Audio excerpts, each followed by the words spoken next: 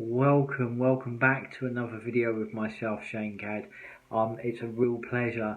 I want to thank all of you for your wonderful comments on the last few videos, and for undertaking and taking the journey.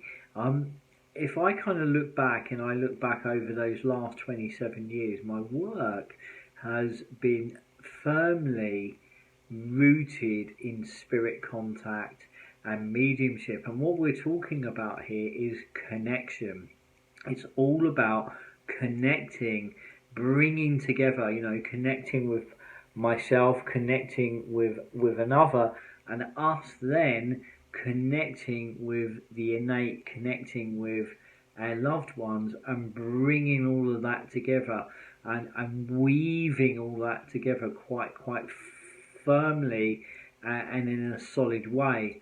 And I look back over that journey. I look back at, when I first kind of began that journey, it was a sense of sensing, feeling, being able to kind of be with another and kind of be really present with where they were, what was going on around them, where they've come from, where they want to go, and the pain, and then a sense of something else behind them and around them. It's all this sense of woven tapestry of connection. And in its pure form, it was pure mediumship that is really, in its early form, was anchored in evidential mediumship.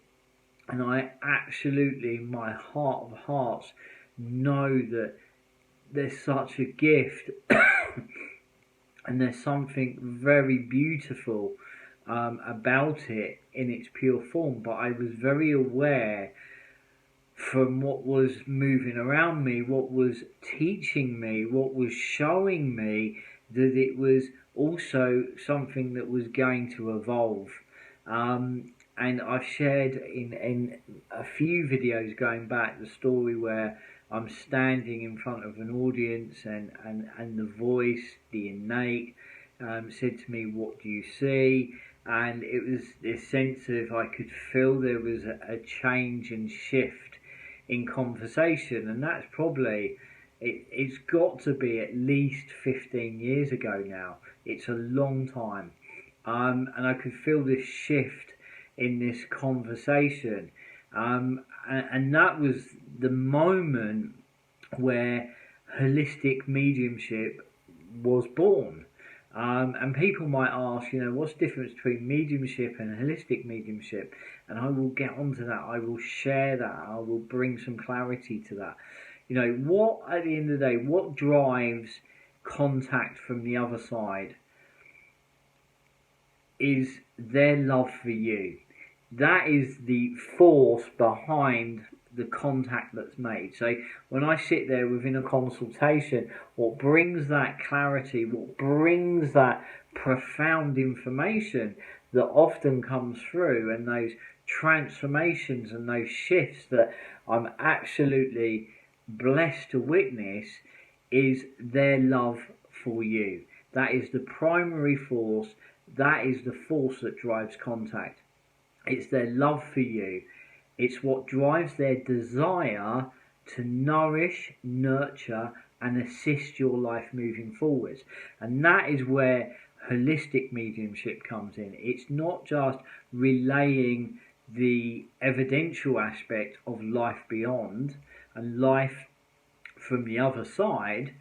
It is also a real hunger and desire for them to then nourish, nurture, and assist your life moving forwards. The innate and spirit have this saying, it's about adding value to your years. Not just living your years, it's about adding value to those years and also moving into alignment. I talk about, or the innate talk about, alignment a lot. And if we kind of look out into the world, I would say the world is literally just kind of shaking apart at some level, and I think that's a literal sense as well. And there's deep healing happening. But what's happening in quite many things that we see, there's a sense of things falling apart, and the innate often say, and there's this beautiful famous quote, when something's falling apart, maybe it's falling into place. And what I think we're talking about here is opportunity for deep healing. If I look at, what drives and motivates them to bring value to your years, to kind of nudge you into alignment, and that can be painful. What nudges and brings about alignment can often be painful. It's anchored in transparency, it's anchored at times in painful truths, yet always delivered with love and grace. And that's deep work. And for me, it's a true privilege and an honour to deliver that and serve it. 27 years of doing this work, it's been mind blowing. Every day I am deeply moved as I sit with the most courageous, and I mean courageous people. Only in the last few days I sat with a young man who had only recently lost his dad, and he was young, and he come through the door with all this kind of pain, all this hope, and this mixture of feeling and heartbreak and rage all mixed together. And I think it takes immense amount of courage to kind of move beyond what you know and place yourself in that space to see if that contact's going to be made. And it was incredible. So I get to spend time with the most courageous and the most incredible people who are undergoing the greatest of journeys of their lives. These are huge, major crossroads, transitions, moments sometimes where everything is turned upside down. It's often so very raw, it's often so real. It is always real. I witnessed the most beautiful moments and transformations.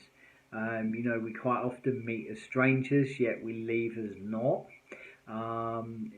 We share those most incredible experiences. It is deep work. The work is all about connection to oneself, connection to each other, and to those that we have lost. I've said it in some of my future I will be saying it in my future videos. I've said it in some of my past videos. This last year, that's interesting. This last year, I have felt my work evolving, as it did many years ago. I get this feeling that there's a shift happening. I can feel this shift happening. As if something alongside this deep work is stirring and beginning to show itself. And it's this sense of a wider sense of connection. Spirit, without a shadow of a doubt, as you can see within my videos and what I'm sharing, I've invited many of you over to the Bothy. Links will be within this video as well, and some of the work that I'll be offering. Events that I'll be offering going forwards all be here within this video. Links will be there. There's a real sense of they're shifting the conversation.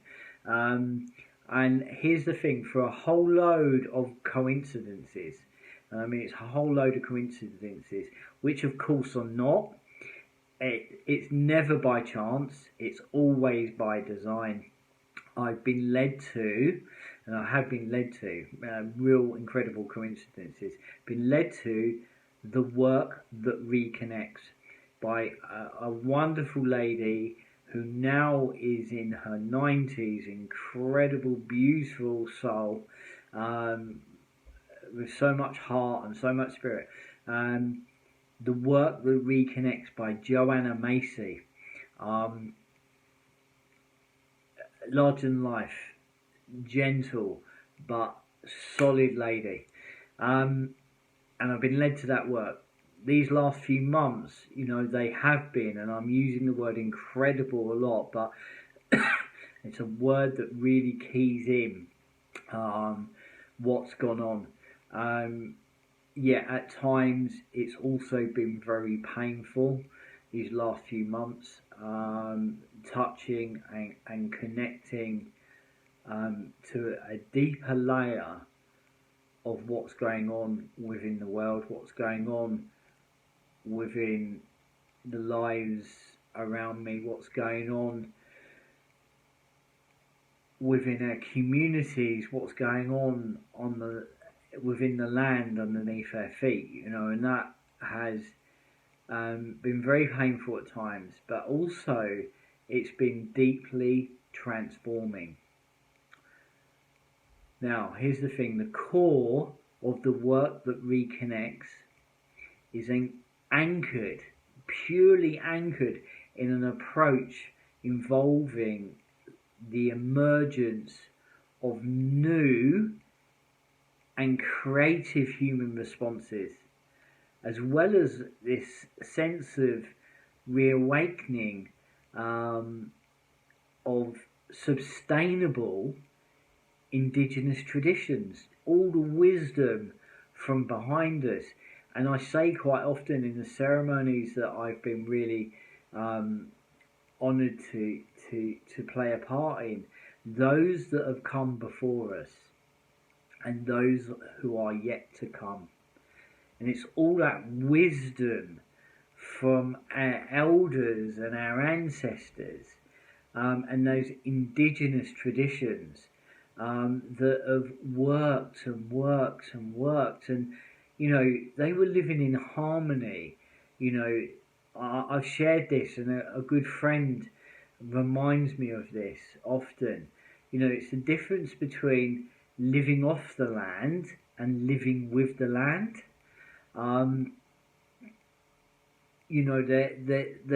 Their approach is different, and it's that sense of all that wisdom, all those that have come before us, and all those who are yet to come. So it's kind of changing and rippling the goodness and greatness of that for those that are yet to come. Okay, it's that whole thing, as my dear friend says, leaving people in a better place than when you find them. And I think at the heart of all this, it's leaving everything in in a better place than we found it. Or where it lies, where it is. So reawakening those sustainable indigenous traditions that propel the transition from the industrial growth society, and some of the events that I'm going to be offering going forward, you're going to really understand the poignant markers through humanity, those moments that there's been major shifts to why we find ourselves and why we find ourselves where we are. And it's moving from that transition, from industrial growth to sustaining society, from that attitudes shift.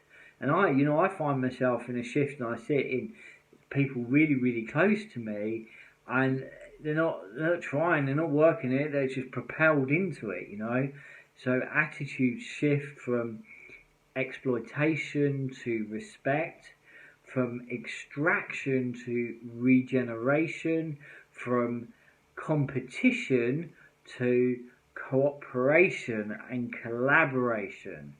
More and more of us are coming to see how we are interwoven together as people, and that solidarity, tongue-tied, solidarity with one another is the way that we can almost navigate through these uncertain and crazy times, moving from harm to healing, from I to we, from we to us.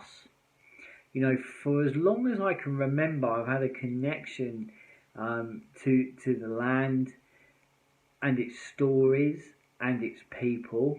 And actually, it's quite a huge part of my family history and heritage.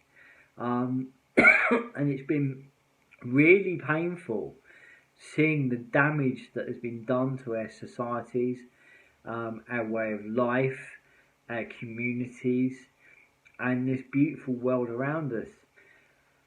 I know that as I go forwards and I kind of integrate and I undertake that journey of growth and learning and apprenticeship around the work that reconnects. For me, it brings a whole lifetime of work, of my work and vision, our work and vision together. I don't feel that we're designed to live at 1,000 miles an hour, working endless hours just to survive, connecting and living via pure technology. However, this is connecting us, and that's an absolute gift. But what about what's going on within your own communities? What's going on within your own locality? What's going on around you? It's about maybe getting out of that front door and looking at what's going on within your community and breathing life into it. I don't feel that we're just kind of designed to just live in that kind of corridor. We're not designed to move at 1,000 miles an hour. And having these connections to our food and land distorted, diluted, and harmed. We're designed to thrive and connect through experiences, through stories, through shared time, and through love. I know that this work that I'm about to undertake, and it's going to be like an apprenticeship, and it's built upon the foundations of the last 27 years, and it's going to be absolutely, completely interwoven and interweaving with the consultations that I do. And I know that it's going to enhance. It's going to enhance all of what I do. I know it will enhance who I am. I know it's going to enhance all those that I get to share time with, all those that I love, all those things that I serve, all those people I have the honour to work with and share time with.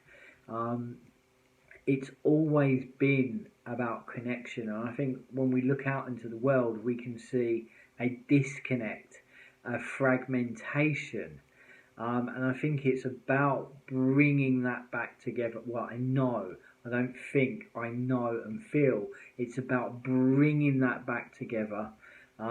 It's about that connection and bridging those worlds.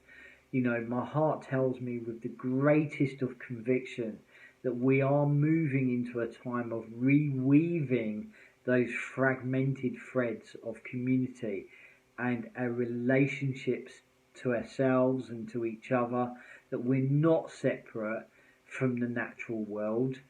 I feel deeply aligned now, and I have felt that shift and that change, and just kind of moving through what wasn't maybe completely aligned, but it was a part of the story. It was a part of the journey. It was a part of the pathway. When I look back, I can absolutely see that. They said grow a garden, and here I am. Because in its purest form. Getting your fingers back into the soil takes you back to the bare roots, literally, back to the basics, and back to that sense of being, a part of, belonging to the land, and also that sense of community and sharing. And then looking at all my consulting, I'm seeing like a bridge here. I'm seeing that all of this connects. It's not separate, it's of one. I feel deeply aligned, and I look forward to sharing these insights as they unravel. It's a great, profound privilege to be alive in this time where we can choose to take part in the self-healing of our world. And as I say, going forward, I intend, as we move into 2020, to hold and facilitate some spaces to be able to bring this to life in a practical sense. Winter solstice of this year, 21st of December, I'm running an event, all exploring what it means to be of service in these times. And it's going to be an online event run via Facebook Live. Links will be within this video as well, and also I put a link in there to the Buffy as well. And as I say, in 2020, we'll be looking to facilitate, to open up some spaces where we can weave this together in a practical way. But in the meantime, let that wash over you. The conversation has now fully changed, and keep shining. Speak soon.